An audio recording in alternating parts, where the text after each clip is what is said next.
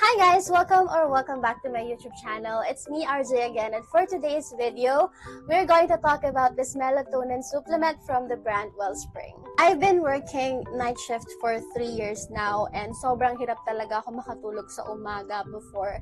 So year 2023, I was so stressed out sa sleep-wake cycle ko kasi usually, ang tulog ko lang every time na may shift ako is about 4 hours, 5 hours kasi meron akong ka-share dito sa kwarto ko. And nag-aaral pa yung kapatid ko, so gising siya sa umaga. And sometimes, kapag nakatulog na ako, may magbukas lang ng ilaw, may marinig lang ako ng onting ingay, nagigising talaga ako as in sobrang babaw ng tulog ko. Grabe yung stress ko nun guys, to the point na wala na akong gana mag-work. Like, syempre diba kapag kulang ka sa sleep, parang hindi nagpa-function ng maayos yung utak mo. Hindi ka makapag-construct ng thoughts na maayos and hindi ka makapagsalita ng maayos, if you know what I mean. Ganun yung feeling, parang cloudy yung utak mo kapag kulang ka sa tulog. It happened to me for a good 3 months, ganyan. Few months talaga as in. So before, I tried to take glutathione supplements na merong melatonin content, but it did not do me well because nagkaroon ako ng maraming acne breakout, which caused me to be more stressed out. Medyo na-fix nga yung sleep-wake cycle mo kasi yun nga, medyo nakakaantok naman talaga mag-take ng mga gluta supplements. But on the other hand, karoon naman ako ng mga pimples na grabe din yung stress ko. So ayun, tumigil ako sa pag-gluta supplement. I browsed sa Shopee and then nakita ko tong melatonin supplement na to. I didn't know before na meron palang mga melatonin supplements. Akala ko ang melatonin supplement is similar to sleeping pills. Ayun, nag-research muna ako bago ko bumili, and then July 2023, doon na ako unang nag-take ng melatonin supplement. But before anything else, let's discuss what melatonin is. Melatonin is a hormone that plays a very important role in the sleep-wake cycle. So, melatonin is a hormone that is highest usually at night. And since baliktad nga tayo, di ba? Kasi dapat paggabi, tulog talaga tayo. But then, we're working night shift. So, baliktad siya. Imbes na matulog ka sa gabi, gising ka. Because of that, it makes it more harder to sleep in the morning compared to night. Melatonin is different from sleeping pills kasi yung melatonin guys, para lang siyang vitamins na need mo i-take para maka-help na mag-increase yung melatonin level sa katawan mo para makatulog ka sa umaga. So, there are 3 variations ng Wellspring melatonin supplement. So, meron silang naka-pouch which is 10 pieces yung laman, and usually it costs around 119 pesos. Meron din silang 30 pieces, which is this one.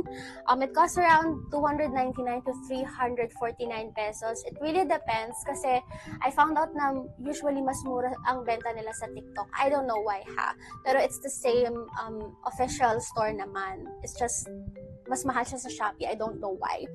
And then, meron din silang 60 pieces per bottle, which cost 499 pesos lang. Then, yung mga melatonin supplements nila, meron lang siyang 1 milligram na melatonin content.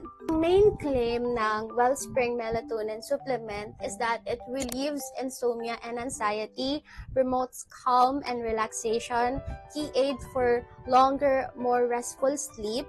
It has vitamin B6 which helps improve mood, and also it helps calm mental stress and anxiety. Which is so true to its claim guys, as in lahat ng to na experience ko every time na nagtitake ako ng melatonin supplement. The good thing about it is that it's a gummy. So para siyang candy guys, pakita ko sa inyo. Ganyan siya guys. If you're someone like me na ayaw lumunok ng capsules or tablets or nahihirapan kayo ng ganun, this is really an advantage since hindi mo siya need i-take as, parang hindi mo siya nararamdaman as gamot, para ka lang kumakain ng candy. How do I take it? Well, since this only has 1 milligram melatonin content, pwede mo siyang i-take once a day. Pero ako kasi, usually, I only take it kapag hindi talaga ako makatulog or I feel like mahihirapan ako makatulog this day. And I don't take it every single day. Kasi I don't want myself to be dependent sa melatonin supplement. So I really try my best na makatulog pa rin same time akin kung anong oras ako natulog the day before, which is the day na nag-take ako ng melatonin supplement. So usually, tinitake ko lang to every 2 to 3 days. Depende yan. So minsan may lakad ako, so mas gusto ko maaga ako makatulog, tinitake ko siya. And then there are times as well na hirap ako makatulog, ang dami kong iniisip, medyo nasa-stress ako sa work or whatsoever, budgeting and stuff. Tinitake ko rin siya para makalm yung mind ko and hindi ako mag-isip ng kung ano-ano. Kasi parang it relaxes your mind and then after nun, parang makakaramdam ka ng bigat sa mata mo and then makakatulog ka na. Ganyan. So I usually take it 30 minutes before I go to sleep. So, kunwari, 8 a.m. ko gusto makatulog. Mga 7:30, 7 a.m. natitake na ako. And then, usually, after 30 minutes, bagsak na ako. As in, tulog na ako. And yung tulog na kukuha ko dito, guys, is malalim. As in, yung mahimbing na tulog. Yung hindi ka kagad magigising sa ingay, sa ilaw, pag may nagbukas ng ilaw. Ganun yung feels niya, guys. For me, ha? I've posted a lot of videos about this sa TikTok account ko. If you haven't followed me yet sa TikTok, i-check nyo na lang yung link sa description box. Ilalagay ko dyan yung account ko. And I'm seeing a few comments na sabi nila, nag-take daw sila nito ng isa, pero hindi naman daw sila talaga agad makatulog, blah, blah, blah. So, guys, this is not a sleeping pill. Melatonin lang siya, guys. Kaya, as soon as makaramdam ka ng bigat sa mata mo, huwag ka na mag-phone. Pikit mo na yung mata mo, i-feel mo yung antok na nararamdaman mo, yung bigat ng mata mo, para makatulog ka talaga. Kasi kung lalabanan mo siya, mag-take ka nito, tapos mag-cellphone ka lang din, walang effect, wala talaga mangyayari, kasi nilalabanan mo yung effect niya sa katawan mo. Hindi naman siya porket tinake mo 30 minutes and parang bagsak ka, parang mahihimatay, tulog ka na agad. Hindi siya ganun. Malalabanan mo pa rin siya. So, kapag nag-take ka na, make sure na hindi ka na mag-phone and matutulog ka na. Ipipikit mo na talaga yung mata mo. Like I said, I've been using this since July 2023. So, mag-1 year na rin. Pero, I don't really take it every single day. So, ilang bottles pa lang yung nabibili ko. And mind you guys, yung kapatid ko and then yung boyfriend ko, nagtitake din sila nito. So, ayun, dagdag din sila sa consumption. So, matagal talaga siya maubos, guys. I must say na this is really effective. As in, hindi ako nagpo-promote ng product, guys, ha. Binibili ko to with my own money. And sinasabi ko to or sinishare kong video na to sa inyo kasi I know a lot of us na nag-work night shift, yun talaga yung struggle. And although it's very effective, wala siyang side effect. As in, wala kang mararamdaman na masakit yung ulo mo, may something na nangyayari sa katawan mo, whatsoever, hindi ka rin may hilo. Basta, ang binibigay niya lang sa katawan mo is para makatulog ka ng mahimbing agad. Ganyan. Yun yung nabibigay niya na effect sa akin. Guys, this really helped me a lot to fix my sleep-wake cycle. As in, ngayon nakaka 7 hours or more na ako na sleep. Pero sometimes talaga, there are days na meron kang need lakarin sa umaga. Kasi ang hirap i-schedule ng mga lakad natin kapag mga night shift worker. Pag umaga, kailangan mo matulog, pero sometimes pag hapon, may need kang lakarin. Kasi kailangan, ang sleep ko nasa around 11 a.m. tas onwards. Pero sometimes may mga need kang lakarin ng mga hapon. So,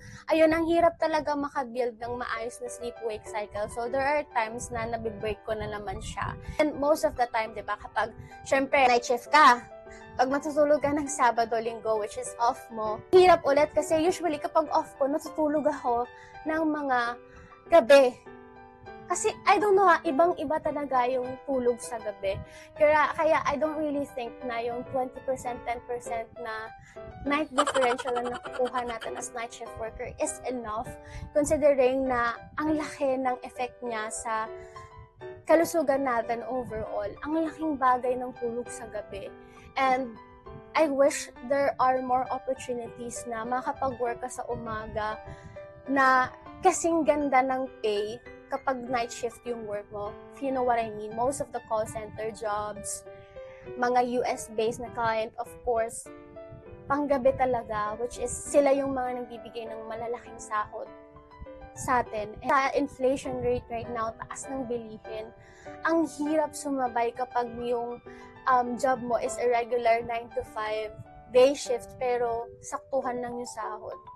That's a sad reality. But yeah, knows baka makapag-change tayo ng career na good yung pay, pero day shift na.